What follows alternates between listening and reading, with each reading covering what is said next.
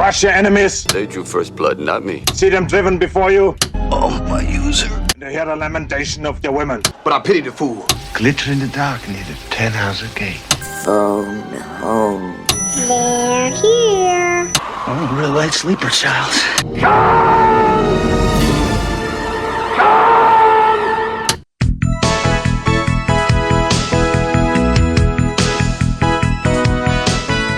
Welcome to Vintage Video, where we're rewatching the 80s so you don't have to. We'll be reviewing every major film release of the 1980s in chronological order, overanalyzing what you've seen and spoiling what you haven't. I'm Patrick O'Reilly. I'm Jesse Bayless. And I'm Richard Wells. And today we're discussing Silent Rage, released April 2nd, 1982. It was written by Joseph Fraley, with uncredited work from Edward de Lorenzo, directed by Michael Miller, and released by Columbia Pictures. Chuck Norris's newly founded Top Kick Productions entered into a contract with Norris's manager Mike Emery to produce, alongside Anthony B. Unger, with distribution through Columbia Pictures, Norris's first chance at a studio film from one of the big five at the time.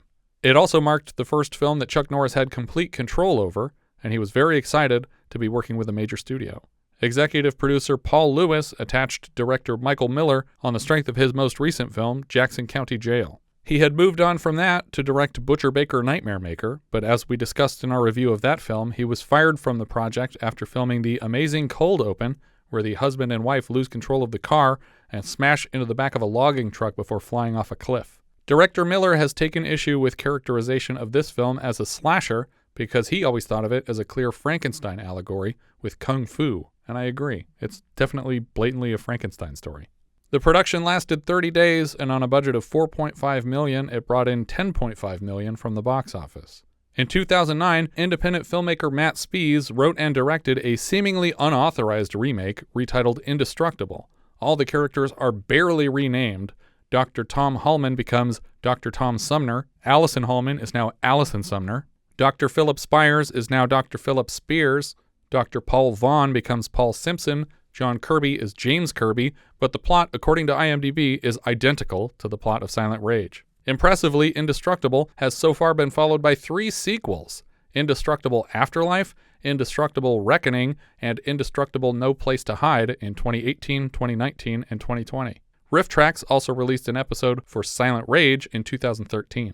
We open picture on a still shot of a stained glass window, which I don't think symbolically represents the contents of the film at all. No. I mean, it's pretty. It's a nice image. Suddenly, the camera goes handheld and tilts down on a sweaty man sleeping in bed. A woman, possibly his wife, but I think he might just be renting a room here because there's another adult man living in the house, screams from downstairs for him to answer the phone, or for someone to. There's a knocking at his bedroom door, and he opens it to find a kid in a plastic space helmet with a toy gun, informing him the call is for him. I actually found this exact helmet online because I couldn't tell if it was from a movie or a TV show, and apparently it's an Astro XR47 white space helmet by Playco. So if you want it, that's what you Google. When he picks up the phone, it's Dr. Halman. Do you guys recall the last time we mentioned a Halman on the show? Were we talking about mayonnaise? Nope. As we often do. I don't recall. In describing the plot of the 4th book in the Space Odyssey series, 3001 The Final Odyssey, I mentioned that Dave Bowman and Hal are merged into a single character called Halman in that film. Spelled the same way. So a couple of interesting things are happening here. One of them I want to touch on when we get to the end of it. Okay. Well, the other thing was that he's got a phone call. He goes downstairs, and that's where the phone is. The phone is off the hook. But when he picks up the phone, it makes the receiver being picked up off a hook sound. Oh, that's weird. Like the spring loading of the pistons. As if it was on hold somehow, but not on the receiver. It wasn't even on the receiver. It was literally on the table. But when he picks it up, it goes click. That's funny. The sweaty man tells Dr. Halman that he's in urgent need of help. Doc, I need help. I'm losing her. I'm losing her. The doctor tries desperately to keep his patient, who we learn here is named John, on the phone, and John makes a half-assed attempt to take some of his medication, but drops the pill bottle on the floor. He informs Halman he won't make it, and he hangs up. And I think those are the last words he speaks in the entire film. John wanders past the woman downstairs out into the yard to collect an axe from a tree stump, and then disappears for a moment into a chicken coop before marching back into the house. I wonder what happened in there, because he does take the axe and hit the log pile a couple times absent-mindedly. I feel like he was like, this isn't as fun. Let's try it on chickens for a second. And then he went into the house. A chilling tone in the score sets the mood, and the woman recognizes the axe in his hands as a threat right away. She turns to run up the stairs, and for the first time, 5 minutes into the film, we get the first cut of the film. Everything up to this moment has been a single, uninterrupted take, and it's actually really impressive because you have children, you have complex sound effects. He's moving downstairs, outside. Yeah. The camera is all one shot. This is the most impressive, by far, the most impressive shot in the entire film. They don't try anything like this for the whole rest of it. Interesting. But I was so fascinated. I was like, how long are they going to do this for? Yeah. Because it's really, really well done. And the lighting is great the whole time. Yeah. I kept looking for a place where they could have snuck in a cut. There is one part where he's going down the stairs that it gets really dark, but you can see something the whole time. It's never completely black. I don't think they hit any cuts. And even if they did, that happens really early on. Right, yeah. So that would mean everything after that is still like 4 minutes. It's very, very impressive. The woman closes herself in a bedroom, and he axes through the door to get to her. Another adult man sneaks up behind him with a chair to knock him out, and John buries the axe in his face. He peers through the hole he's cut in the door at the screaming woman. Do you guys recall the last time we saw a man use an axe to cut a hole in a door and then look through it at the woman he intends to kill? I do. What was that? The Shining. That's right. John manages to kick the door completely out of its frame and then grabs onto the woman as she attempts to climb out the window onto the roof. He pulls her back inside and bashes her once with the axe, splashing himself in her blood. Seconds too late, the police arrive, and Chuck Norris, looking very Walker, Texas Ranger, approaches the front door. This is actually his first time portraying a Texas lawman before that series and film. This is the first of many, many scenes in the film that are extended far beyond any reasonable length. There's not even a score for this moment. Yeah. It's just Chuck Norris meandering around the house and peeking under things for like 2 full minutes. And he's being so casual about what I hoped would have been a severe domestic disturbance call. Right, yeah. And he's just kind of like, I'm going to open up every single door. Oh, this is a pantry. Oh, he's not hiding in this cookie jar. Yeah. Oh, he's not in this cabinet. And then for some reason, the folding ironing board Just falls down. Well, they wanted a jump scare for some Yeah. reason. But it's not like he opened the door that contained the cupboard. Yeah, nothing caused it to happen except for the PA shoving it. But he tips it back up and continues his search. On his way upstairs, Norris finds the body of the chairman, and he draws his gun, ascending the steps with his finger on the trigger. See, this is where you would call for backup to Right. come to sweep the house. There's already cops outside. Yeah. There's more than one person here. Well, Stephen Furst doesn't really count as a cop. That's true. Maybe he's just like a Make-A-Wish kid or something. I can't really tell. But still, he takes like 45 seconds to get to the room with the woman's body. No score, no sound even. John sneaks up on him with the axe, and Norris, I'm just calling him Norris until he gets a name, somehow senses it and at the last second fights the man off. After a struggle, the fight spills out onto the roof of the home from a second-story window, and John jumps down to the yard to run away. Sheriff Norris follows the man closely, and his deputy, played by Stephen Furst, fires a shot, nearly hitting the sheriff. Then, when Norris looks back at him annoyed, he shrugs like it was an oopsie. The sheriff loses track of the man in a patch of tall grass, so John collects a 2x4 from a woodpile and sneaks up to bash the sheriff to the ground. The man growls like some kind of rabid animal as they fight, but eventually, the sheriff manages to cuff the guy's hands behind his back. He walks John back to the rest of the 20 police on the scene who all decided not to follow the sheriff and criminal into the wilderness. Right. As a team of men force John into the back seat of a squad car, Dr. Halman arrives on scene, played by Ron Silver, and insisting on speaking with the maniac. My name is Dr. Tom Halman. I'm from the Institute. John Kirby is my patient. Sheriff Norris orders Deputy Charlie into the house for his hat and gun while he speaks with the doctor. Norris informs Halman that Kirby has killed at least 2 people, and he can speak with the man in county jail if he needs to. In the back seat of the squad car, Kirby manages to break the chain on his cuffs and kicks the locked door completely off the squad car to escape. Just as the insane murderer smashes one cop through a window and yanks the rifle from another's hands, Norris nonsensically orders his men not to shoot. Fortunately, they ignore the order and hit Kirby with a barrage of shots before he can kill anyone else in the yard. Dr. Halman thinks the man can be saved, and we cut right to Kirby in surgery. Apparently, Halman, who you might have suspected was the man's psychologist, is here acting as a surgeon now. They managed to pull out all the bullets and stabilize Kirby for now. We cut to Sheriff Norris in a lab outside the operating room, and he's for some reason shirtless. We'll learn that he got an x-ray to see what kind of damage he took in the fight with Kirby, but nothing's broken. Not even bruised.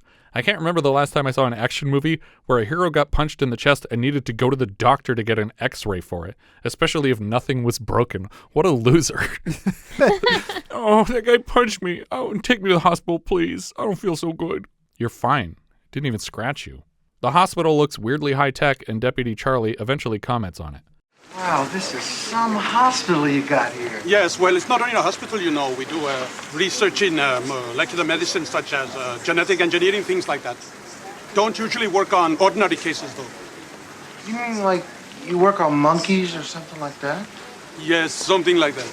Back in the OR, the head surgeon, Dr. Philip Spires, comments on Kirby's peak physical condition. The fact that he could take these bullets and still be breathing now is incredible. Halman points out, despite the breathing, that Kirby has been declared brain dead and cannot make a full recovery. Dr. Spires has one more trick up his sleeve and steps out of the room to return with a small jar of an experimental formula they've been concocting. He hands it to his assistant, Dr. Paul Vaughn, played by William Finley, who expresses hesitation. But our formula isn't perfected yet. I mean, we never tested it on a human being before. What do we got to lose? Man's gonna die anyway. Start out with 25,000 units. Wait a second. Hold it, Paul. Are you serious, Phil? You can't use the mitogen 35 on a human being. After an intense back and forth, Phil ignores Dr. Halman's argument and administers a dose of the experimental serum. What's a unit? I don't know, 25,000 is a lot. Because later they'll say, like, we give him, like, 10 million units. It's like, what? How much of this is there? A woman moving down the hall in the hospital sees Sheriff Norris at a drinking fountain and addresses him as Dan. He chokes on his water, surprised to see her here, and she slaps him hard in the face. For a moment, the serum doesn't affect the patient, but his heart is beating again, and Dr. Halman points out on a monitor that the patient's brain pattern has gotten erratic. Look, this guy's mind was unbalanced to begin with. Phil, I'm telling you, I say let this man die in peace. After some thought, Phil surrenders and agrees to let Kirby die. But of course, as soon as Halman leaves the room, Dr. Spires switches gears and orders Vaughn to administer more of the serum. The machine measuring John Kirby's heart rate is labeled Saturn III by Space Labs. Do you guys recall the last time we saw a Saturn III on the podcast? Yep. What was that? I don't Hector? remember. Hector, that's right. No, Saturn III. I got it. Dr. Halman finds Sheriff Dan Stevens, we finally get his full name here, in the hallway and apologizes for how things went today. The woman who slapped Dan shows up between them, and Halman introduces her as his sister, Alison. Yeah, we've met. Really? She mentions that Dr. Halman's wife, Nancy, called to see why he was working so late, and Sheriff Stevens asks if he can get a ride back to the station. Alison reluctantly agrees. Why is it that the brother was always the last to know? You already know the cowboy? You could put it that way. Mm-hmm. On the drive to the station, we learn Alison and Sheriff Stevens have been separated for almost 6 years. No idea why, though, and we'll never bother explaining it. The entire time he's leaning toward her with a hand on her shoulder as she drives, tickling her neck and even jamming a finger in her ear. Look, there's no way you're going to break my heart again, you understand? So don't even try talking me into going to bed with you again for old time's sake, because you don't have a snowball's chance in hell. And of course, we hard cut to them naked in bed together. We cut to a local diner where Deputy Charlie has ordered 2 full identical meals for himself. A female customer sits beside him at the counter and offers to shine his badge flirtatiously. The woman's shirt is wide open to frame her cleavage, and we see small tattoos on each breast. But amusingly, they are still shiny from having been peeled off the temporary tattoo sticker sheet. Apparently, this woman was literally a customer at a bar local to the production, and when a producer asked if she would be interested in being in a film, she readily agreed. They mentioned the role might require her to be topless, and she instantly flashed them to show she didn't mind. Sheriff Stevens arrives and sits beside Charlie, and they're harassed by a couple bikers near the door. They accuse the cops here of being candy asses. You know, me and my boys, we chew up towns like this. That's so? Oh, yeah. That tells me something. What? You haven't been through this town before. Now, what makes you so damn sure of that? Because this little town would ruin those pearly white teeth of yours. When the man steps up to the sheriff, Stevens gets a hand on his throat. The guy was about to pull a knife from his waistband, but the sheriff stopped him. He orders them out of town, and they move on down the road on their motorcycles. The dialogue in this movie always sounds like it was written for Clint Eastwood, but he told them to fuck off. It's a good thing they left when they did. I was getting really mad. I know, that's why I ran them off before you really got riled. You know, you can only let these types go so far. Walk soft and carry a big stick. That's always been my motto. Man's gotta have a model, Charlie. That's right. Back inside, the waitress pretends to know his regular order, cheese omelet with onions, but Stevens asks her to hold the onions. Charlie asks if he can have the onions, and for some reason, Stevens says yes, instead of saying, I just ordered it without onions, so there won't be any for you to have. Also, you're not going to, pick onions out of my omelet. What are you fucking talking about? I didn't get onions on the side. Back at the hospital, Doctors Vaughn and Spires brazenly reveal to Dr. Halman that they've successfully resurrected John Kirby against his wishes. They do a presentation for Halman with Kirby's body. Vaughn makes a deep incision in the man's chest, and it heals on its own within seconds. Dr. Halman immediately orders another slice in the patient, and again, the incision seals itself. They even shut off the life support to show that the man's vitals are now self-sustaining. Halman is barely mad that they've disobeyed his orders because he's so impressed with the results. He orders the patient run through a battery of tests to prove he's back to normal. And he's not. Nope. All the tests show that he's not. But he was also already a superpowered crazy maniac before they resurrected him. So I'm not convinced anything has changed other than that now he has Deadpool powers or Wolverine powers and he can heal, and that's it. Sheriff Stevens visits Alison at the hospital and she invites him out for coffee to talk. She admits that last night was a one-off mistake and she can't start seeing him again. It seems like she's only breaking it off to get a reaction from him, but he's quick to accept her rejection, and now she's furious about it. Dr. Halman shows up and apologizes that John Kirby's body is not ready to be transferred yet. The tests they've done on Kirby's brain are disturbing. His cell structure is completely abnormal, and Halman warns Spires it would be incredibly unprofessional to go public with the results of their experiment. While they argue, John Kirby wakes up on the slab and hears Halman talking about destroying him to cover their tracks. Driving down the freeway, Deputy Charlie shares a sad story about a puppy he had as a kid. First, he got it dirty, so he tried to clean it with soap, but then, when it came time to dry it off, he inexplicably put it in a deep freezer and forgot about it for the rest of the day until his mom went to the freezer for a pot roast. And there was that poor old dog, frozen solid. I guess he was trying to bark or something because, he had his mouth open just like that. Never saw that dog again. Why would you see it again? Are we implying that he still doesn't know what happened to it? It's like, that's weird. They never let me pet that dog again after I froze it solid one day. I feel like this entire thing was improv. It was. Okay. 100%. I hope not from personal experience. It's so unhinged and random. It's so much darker than the whole rest of the movie. And this movie is about a Frankenstein monster. I just, it's so out of left field for this character because this character throughout the whole movie, before and after this moment, is just an oaf. Yeah. That's all his character is. What is this moment? I don't know. The only way it could have been weirder if it was my little sister when I was growing up. I left her in the deep freeze on accident. They never let me play with her again. I wonder where she's at now. I hope she's happy. Yeah, because you see the look on Chuck Norris's face. Well, that's the other insane thing about this moment, because he's barely able to stifle his laughter at the hilarious story. It's what the fuck is wrong with you also? He's like a sociopath. As they drive down Main Street, they notice a row of motorcycles outside Old Blue's bar, and motorcycles equal crime, so they head inside to hassle the bikers. Luckily, they're right. Inside, there's a huge biker beer orgy going on, and all the lights are off for some reason. Charlie orders the entire crowd against the wall, and they laugh him off. We see the bartender is literally tied to a post with a noose around his neck, so they clearly haven't paid for any of this beer. Tattoo Boobs walks up to Charlie and opens her shirt to show off the breasts and distract him. Sheriff Stevens has to break him from his trance and sends Charlie outside to call for backup, but instead, Charlie just calls dispatch to brag about the tits he got to see, and that he's thinking about asking the girl out. Then, the sheriff is generously approached one at a time by the bikers, and he capably fights them off one after another.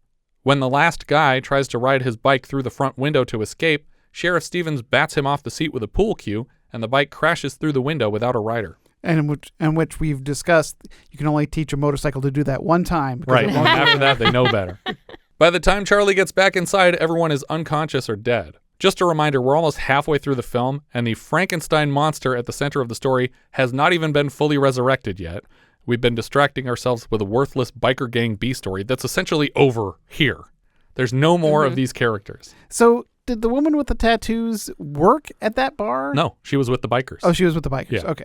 Sheriff Stevens is shirtless again at home when he's visited by Alison. She claims to have been in the neighborhood. Oh, I'm glad you're here. I have something I want to say, and if you interrupt me, I won't be able to say it. Okay, I'm listening. You interrupted me. I'm sorry. You interrupted me again. You know what? Never mind. She just leaves. She admits she does want to try again and be in a relationship together. We get a long montage of two people I don't care about falling in love with each other. The original song playing over this sequence, It's the Time for Love, is also pretty awful. But did either of you catch who's singing it? Or perhaps recognize the voice? Oh, I didn't. Is it Chuck Norris himself? No, it's a woman's voice. Is it? I don't remember. But not a member of the cast. Or not of this cast. It's a time for love. The mood is just right for what we've both been thinking of. It's a time for love. When it's just me and you, maybe what we can do. It's a time for love.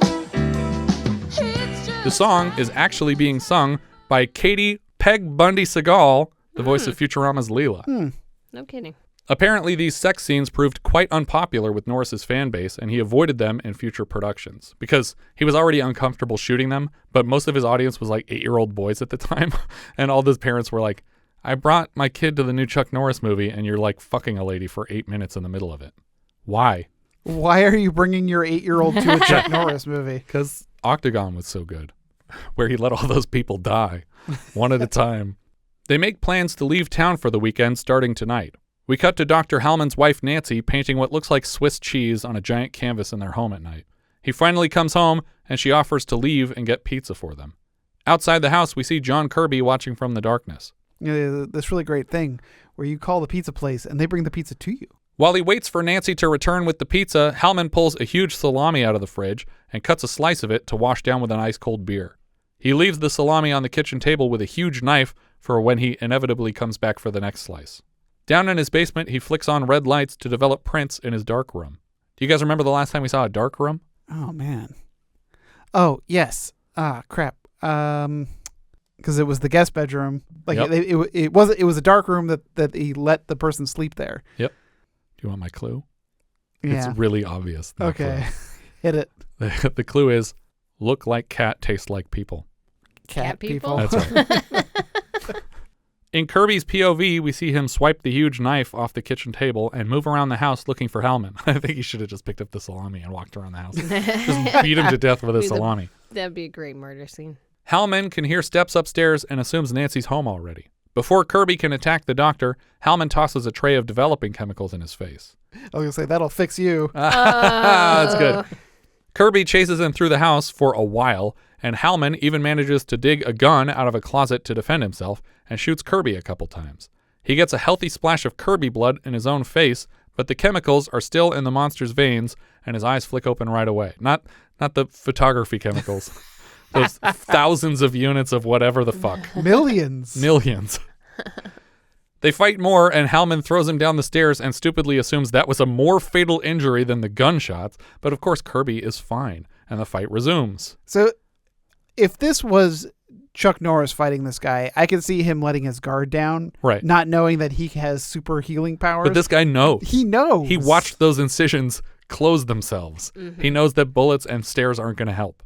Nancy returns with one small pizza for her and her husband to share. It's a good thing he was pre-gaming with salami, because this is not enough for 2 adults. She finds her dead husband on the floor in the living room, and as she cries, Kirby sneaks up to attack her. She runs upstairs to the attic to hide, and then creeps very slowly out of her hiding place for like 3 full minutes of complete silence. I could edit this down to 45 minutes, and the director wouldn't be able to tell what I took out.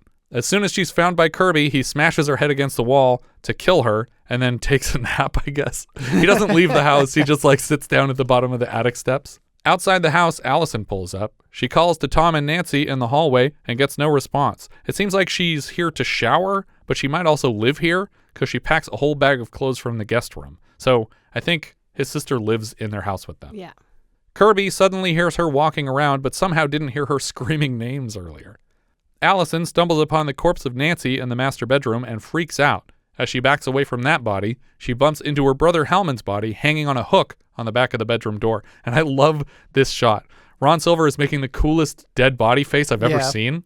His skin is painted blue, but it's still like glistening from sweat from when he was running to hide from the guy. And he looks ripped here too, because his sleeves are pulled up. Yeah. like as tight as they can, and she goes to open the door, and he's just hanging on the door making the same face, and then slams the door behind herself. It's and great. he does an impressive job of not moving that whole time. And even like his eyes don't change focus. Like he's looking in like the back right corner of the room, and he sweeps his view with as the door is opening and closing. It's great. She makes a beeline for the front door and crashes into Sheriff Stevens on the porch. She rubs her bloody hands all over his shirt, but can't manage to get a word out because she's in shock. Again, he tries for like a full minute to get a single word out of her, and then just goes back inside to look around. Behind them, Kirby is sneaking out of the house into the night and disappearing. Yeah. There's a lot of this like background sneaking around. Yeah. Like when he grabbed the 2x4 and things like that, where you just like, it's like, we don't have to see this every time. Yeah. Some of this could be a surprise. That's fun. I would just assume that he had left. Like, I didn't need to make sure you show him leaving because then the audience won't know that he left. Yeah. Hours later, police are loading Tom and Nancy's bodies into an ambulance, and Sheriff Stevens confirms there's no one left in the house. Stevens orders Charlie to take Alison to the fancy hospital for drugs to calm her down. Back at the hospital, Vaughn and Spires have apparently been looking everywhere for the missing body of John Kirby. When he finally shows up covered in blood, they're very worried. You know, those are bullet holes in his chest. So what? It doesn't mean he killed anyone. Maybe somebody tried to kill him. Okay, but why? Also, they should be in the shirt, not in his chest. Because his chest would close. And then the bullets just pop out. Yeah. Just spits them out. That's gross. I don't like that image. A bullet just slowly popping out of your chest. The sheriff shows up to the hospital, and Dr. Spires learns that Dr. Halman and his wife Nancy have just been murdered. Sheriff Stevens seems to have decided that the murderer was another deranged patient of Halman's and asks Dr. Spires if he can think of anyone else capable of this violence. When Spires and Vaughn are alone together, Spires admits he wouldn't care if Kirby killed 100 people because it doesn't erase the miracle serum that they've created. Dr. Vaughn still thinks they'll get no scientific appreciation for what they've done. I mean, nobody's going to give us a Nobel Prize for murder. That's how the world's going to see it. He suggests they execute Kirby to hide the evidence and start over with a healthier patient next time. Vaughn fills a plastic syringe with sulfuric acid, which I'm fairly certain would eat through a plastic syringe, or at the very least, a rubber stopper. It's also like in a bubbling and churning container. Yeah, it's like, was this boiling before you brought it in? Yeah, and it's just like, I don't think you need to keep sulfuric acid like boiling. That's weird. To keep it operational. I know that sulfuric is the one that doesn't eat through glass, but will eat through plastic. But it doesn't eat through all plastics, because that's like the one from the Breaking Bad episode. Isn't it the other way around? I thought sulfuric acid was the one that you couldn't put in glass and had to put in plastic. I thought hydrochloric acid is the one that ate through glass. Dr. Vaughn injects Kirby with a dose of sulfuric acid, but of course this doesn't do the trick either, and moments later he's attacked in a hallway with Kirby turning the syringe on the doctor. He injects him with 50 cc's of air, killing Dr. Vaughn instantly. We cut back to the room where Alison has been administered a sedative to calm down, and for some reason, Charlie has been made to wait outside while Sheriff Stevens spends some time in the room with his unconscious girlfriend. It's like, Charlie, why don't you wait outside for a second? Why don't you give us a little privacy? He emerges to announce he's headed to the coroner's office because he's all done with this body. What the fuck is wrong with you, Chuck? We see Dr. Spires in a lab looking through a microscope, seeming to make some important discovery that we never delve into. Of course. Of course. Sorry, I looked it up. Hydrofluoric acid is the one that reacts to glass. Okay, but that's the only one that eats through glass, right? And the rest can be safely stored in glass. I'm pretty sure that was the case. I remember there was only one that ate through glass, but ironically wouldn't eat through plastic. Because people, like high school students, think that glass is stronger than plastic. Right. No, I think that's the one that you have to store in plastic. Out in the hallway, Dr. Spires finds the dead Dr. Vaughn with a syringe still jabbed in his neck. He apologizes to the dead man instead of just resurrecting him to help him catch Kirby. They should just keep doing that back and forth. Yeah. He's like, fuck, I forgot. That's crazy. Now you're both invincible too? I guess there's no reason to strangle you. They should just be using the formula to bring back everyone Kirby kills until they've caught him. Waiting with the sleeping Alison, Deputy Charlie plays a little taxi driver in a hospital mirror. You talking to me? You talking to me? And I really wanted him to accidentally shoot through the mirror and kill Kirby in the hallway. Like, the bullet just hits the right, node of his brain to take him out. Dr. Spires resigns himself to drinking in his office and waiting for Kirby to show up and kill him. I've been expecting you. Come in. I did it, John. I made history. We did it. And I'm the only one left who knows how we did it. John takes Dr. Spires' head in both hands and breaks his neck before dropping him to the floor. Kirby continues stalking the halls of the hospital, choking every doctor he finds to death. When Charlie hears a struggle in the hall, he offers to escort Alison out of the building, but they quickly run into the killer and Kirby makes fast work of the deputy. I feel like the puppy story we heard earlier was only included so that we don't care when this guy dies.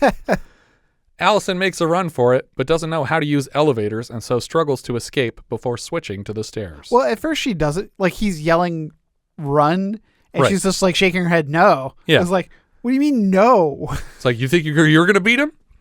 Do you see what he did to everybody else? He's been throwing Chuck Norris around town. But then she goes to the elevator and she's tapping the up button. It's like, where are you going? Mm-hmm. Aren't you trying to get away from this guy? But I do want to point out, no, he hasn't been throwing Chuck Norris around because he town. hasn't seen Chuck Norris yet. We are over an hour into this movie, and they haven't met yet. That's crazy. Well, they met once, but they haven't met after he was Frankenstein. Yeah. Sheriff Stevens finally gets a call from dispatch about alarms being triggered at the Institute, and he hangs a Yui to get back to Alison as quickly as possible. We wander the halls of the Institute in Kirby POV for a while. Too long, as usual. And what alarms? Because I mean, there's fights going on in all the hallways, so there might be nurses tapping like under the counter alarms. Okay, yeah, because like when she's running through the hallways, like my first thing would be pull a fire alarm. Yeah. Right, that makes sense. We should have seen her doing that. Yeah. Yeah. When Stevens gets to the Institute, he finds a mortally wounded Charlie in the hall, and the deputy dies in the sheriff's arms. After a solid 5 minutes of silent sneaking, Alison finds her path blocked by Kirby, and she runs screaming away from him. Sheriff Stevens is summoned by the commotion and shows up just in time to shoot the man off of her. He fires 6 rounds into the man's chest and knocks him out of the 5th-story window into the parking lot. Of course, what he doesn't know is that Kirby has been injected with magic juice, and so he's fine. I wonder if Loomis gave this same stuff to Michael Myers and just refused to tell anyone for fear of being held liable for all the murders. I feel like this is super anticlimactic. So at this point of this like hour and 40-some minute movie, we got like 20 minutes left. And this is the first time they've interacted with each other. And he just comes in and shoots the guy out of a window. Right. And I realize there's a little bit more to come, but not much. Yeah. And I'm like, this is your It's moment. just starting This now. is your Chuck Norris moment. Why are we just shooting him with a gun? Yeah, it's crazy. And it probably took him like 20 minutes to get back down there to check on the guy. But Kirby's just been laying there the whole time, like waiting for him to get right next to him. So when he finally checks for vitals, Kirby opens his eyes and starts choking the sheriff. Alison hits Kirby with the sheriff's truck, and they attempt to drive away to safety. But unfortunately, Kirby grabs a hold of the bumper and is dragged along a dirt road for a while before climbing into the back of the truck to attack them from inside. It's definitely inspired James Cameron to do Robert Patrick clinging onto the back of the car. Oh, for sure, yeah. And climbing in, reaching in through the back window. That's such a great shot, too.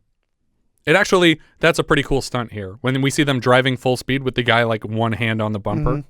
But so to get Alison to safety, Chuck Norris opens up the passenger side door and shoves her out of the car. Shoves her out. It's the driver's side door because she was driving. She's driving. Pushes her out. He doesn't even say tuck and roll. Yeah. He just like opens the door for her like a gentleman and then shoves her out of a speeding truck. She just hits a tree, instantly just Sonny Bono's out of the world. I shouldn't say that. No. Alison and Sheriff Stevens both tuck and roll out of the driver's side door, and Kirby is sent off a small cliff in the speeding truck, which rolls end over end and explodes in a riverbed. Okay, so in these climactic fight scenes, so far, Chuck Norris has shot him out a window. Him, his girlfriends run him over, and then he just happens to go off a cliff. None of these things are classic Chuck Norris moves. It doesn't even make sense that he gets sent off this cliff because he's in the driver's seat with the steering wheel in his hands. It's like, unless he's just so zombified that he can't operate a car. And it's like, you're in control of this vehicle. Why did you still drive off a cliff? Yeah. But like of all of these things, like there's no kung fu at all. Yeah. Where's our kung fu stuff? It's coming, but it takes too long. Of course, this also doesn't finish the man off, and Kirby emerges flaming from the wreck. Insanely, Sheriff Stevens volunteers to face off with the invincible monster yet again, and the two fight near the mouth of a conveniently boarded up well in the wilderness. A pristine well, too. Yeah. It's like pretty nice looking. Brand new brickwork. Yeah. As you've likely guessed, the boarded up well plays a part in the film's conclusion. And quite predictably, Kirby almost throws Stevens into the well, but Alison saves him, and then together they throw Kirby down the hole after a long, drawn-out fight scene. But this is the only actual like jump kicking and roundhouse kicks that we get from Chuck. And we get like 5 of them. Yeah. Okay, so we've shot the man, we've run him over, we've thrown him off a cliff, he's been on fire, and you think throwing him down a well is going to do anything? Yeah, a well full of water at the bottom. Yeah. I think at this point they're looking at it as more of a prison than as something that will kill him, because he doesn't have a way to get out without a ladder. Presumably Kirby survived the fall, since this is the first Norris attack that I think I could also survive. Because if I jumped in this well, I would be alive in the water. And so with infinite time, he could certainly find his way out, but Stevens is convinced his work is done. Dan, is it over? Yeah, it's over. But I mean, I hope they came back with other people and were like, we're going to fill this in with concrete or something. Yeah. Because otherwise, the guy's going to get out of it eventually. He'll just dig his way out. You got to seal him inside a giant ball of tungsten. Right, that's right. The snail thing. The camera sinks to the bottom of the well, and when it reaches the water level, Kirby explodes from the surface for a freeze frame, and we fade to black for the credits to roll. Do you guys recall the last time we saw a killer burst out of the water for a jump scare to end the film? That was the Jason movie. Yeah. Friday the 13th. That's right. Yeah. Director Miller chose this ending specifically to allow a sequel, but the studio had no interest in continuing the Silent Rage franchise. Big surprise. Yeah. I think it had some potential. No, I think it was fun. I think that it would have been fine if you moved on from Chuck Norris to a different action guy to be the next lead. And Because Chuck Norris is boring as fuck. Maybe have them interact throughout the whole movie. Yeah. IMDb trivia included a little factoid that I could not corroborate anywhere and flat out don't believe, that shortly after the film's release, a team of 4 con men hosted a fake telethon raising money to rescue the murderer from this well. The same trivia point suggests they were able to raise $6.2 million, and it wasn't proven a hoax until 2012. What do you mean it wasn't proven a hoax until 2012? I could have told you the day that it was definitely a hoax, because this is not a documentary. This is a fictional horror film. The events happened in real time. I also doubt that 4 dudes made a bigger profit than the movie did, offering to rescue a serial killer from a well. I also couldn't find a place for this joke, so I'll just say it here. I kept pushing it down to the bottom of my notes. I wanted to have one scene where they get John cornered somewhere and he says, "Walker told me I have mitogen 35. But that didn't happen. This movie's pretty dumb. It's so slow. I honestly think if this had been like an hour and 10 minutes, it would have held my interest and it would have been a lot of fun. Yeah. But the pacing is so bad in places that they ruin what is such a fun high concept story. Yeah, but they don't do the high concept till the last, 15 minutes. Yeah, that's the problem. He's not even resurrected and standing until the 58-minute mark or something like that.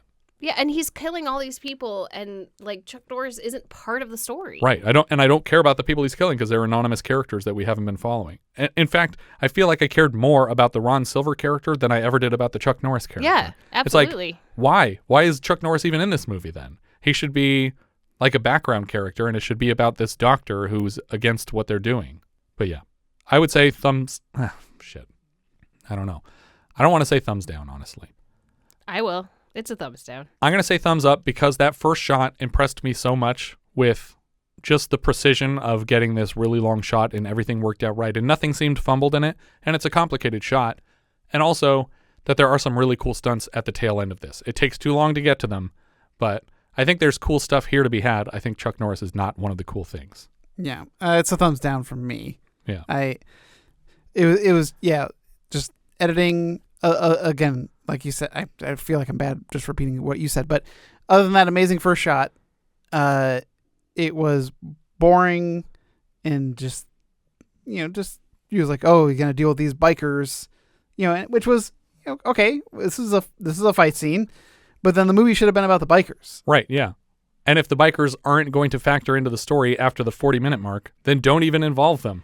I feel like you had 2 different movies that you wanted to make. Yes. You wanted to make the movie about the small town sheriff who handily fights off bikers, but also you wanted to make a movie about a killing monster that can't be stopped. Yeah, this could easily have been 2 completely separate movies that they edited together and we just don't know. What are we thinking Letterboxd for this? Okay, so speaking of bottoms, it is it's at 53 out of 56. Wow. It is above Soggy Bottoms, USA, but below The Dorm That Dripped with Blood. All right.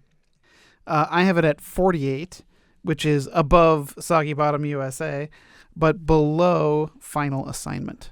I have it in 35th out of Whoa, 56. you love this movie. I did. And it's right below The Last Shark and just above The Dorm That Dripped Blood. Which is so hilarious because we're all around the same. I was almost putting it next to Final Assignment and Last Shark, which is all in that same vicinity for me. So, like, we all agree it's around the same place. Yeah. We just hate different movies. This is true. Our director here was Michael Miller. I don't recognize much before this, and then he transitioned to mostly TV movies and series episodes after, including an episode of Sliders called Asylum. Later this season, he directs Class Reunion for National Lampoon. Apparently, he was at one point hired to direct 1977's Eyes of Laura Mars, but he was fired and replaced with Empire Strikes Back director Irving Kershner. And like I mentioned before, he was supposed to do Butcher Baker Nightmare Maker and taken off of that film. Writer Joseph Fraley, only other writing credit was for the story to 1978's Chuck Norris vehicle Good Guys Wear Black. The uncredited writer Edward D. Lorenzo previously wrote for the TV series The Wild Wild West, Space 1999, and so far on the show, the script for The Idolmaker. The music here came from Peter Bernstein. This is only his second composer credit after something called The Bride 9 years earlier. Later, he scores Hot Dog the Movie, Surf 2, The Ewok Adventure, My Science Project, Hamburger the Motion Picture, Remote Control, and 83 episodes of the Weird Science TV series, 33 episodes of the Honey, I Shrunk the Kids TV show, and he's also the son of Ghostbusters composer Elmer Bernstein. Ah. The other music credit is for Mark Goldenberg, who later composes Teen Wolf 2. The first cinematographer here was Robert Jessup, who previously lit Race with the Devil, and so far on the show, Battle Creek Brawl and Deadly Blessing. Later he lights Porky's 3, Porky's Revenge. The other cinematographer was Neil Roach. Looks like mostly cable TV movies after this, not much I recognized. The editor here was Richard C. Meyer. Before this, he cut Butch Cassidy and the Sundance Kid and Capone. The uncredited editor, David Garfield. Previously on the show, he cut Hero at Large, and later this season, he cuts The Chosen. Later still, he cuts The Sting 2, All the Right Moves, The Karate Kid Part 2, and vice versa. Chuck Norris played Dan Stevens. Before this, he had starred in The Way of the Dragon and A Force of One. We've seen him now in The Octagon and An Eye for an Eye. He's back this season for Forced Vengeance, and later Lone Wolf McQuaid, Missing in Actions 1, 2, and 3, Invasion USA, Delta Force 1 and 2, and Sidekicks. But he's probably best known now for his 196-episode run as the titular Walker, Texas Ranger.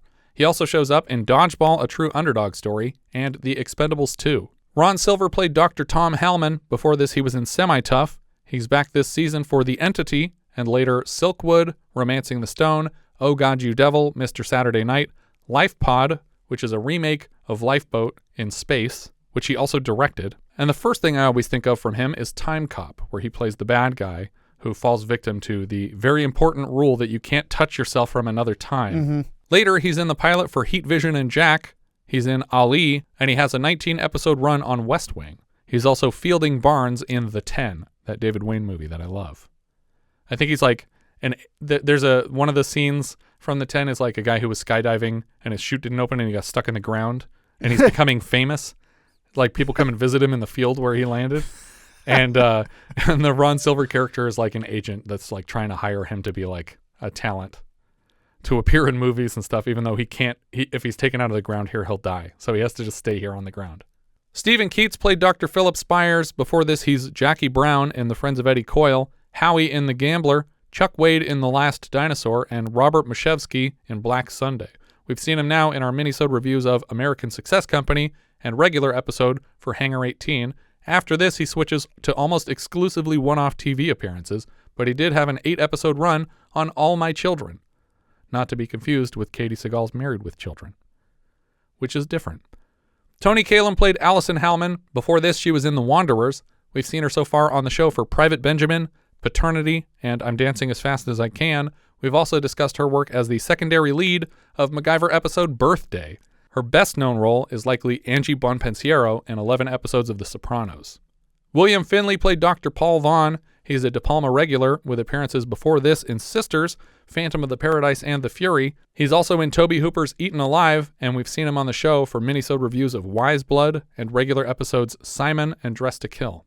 Brian Libby played John Kirby. We saw him last as Deadweiler in The Octagon with Chuck Norris. Then after this, he appears in Dreamscape, Action Jackson, Floyd in Shawshank Redemption, and Captain Jackson in Heat. He also has smaller parts in Eraser, Air Force One, The Green Mile, The Majestic, and The Mist. Lots of Darabont stuff. He might actually be in every Darabont film.